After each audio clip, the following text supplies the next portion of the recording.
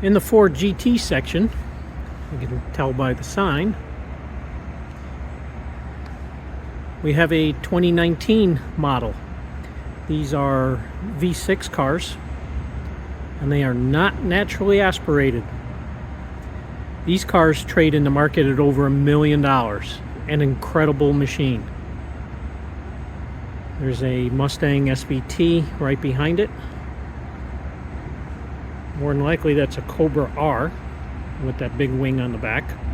Those were awesome cars. These cars are just incredible. There's a reason why they sell for over $1 million in the open market. Right behind it is a 2005 Ford GT. This version they made for 2 years, 05, 06, and there were only 4 options available on the car.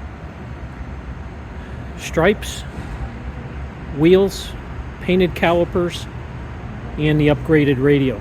Those were the only 4 options. These cars sell for much more than original MSRP.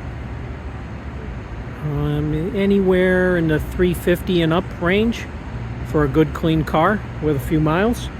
They made a Heritage Edition that was a light blue with an orange stripe livery, and those cars with no miles are going to bring much more than the 350,000 range cars.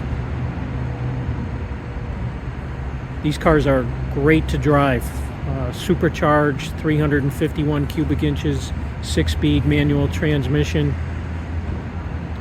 You can see that the door goes way up onto the roof, and in order to get out of this car without hitting your head, you need to articulate this door all the way open, so when you stand up you don't bonk your head over on this corner of the door. You can see the supercharger through the clear window in the back. There's a window behind the seats in there. You get down into the seat, which is probably going to be difficult to see, but believe it or not, once you get in this car, that seating position is incredibly comfortable, and the shifter is fantastically well placed, and this car is just an absolute pleasure to drive. They sound great, they look great, they perform great. Got a cool license plate.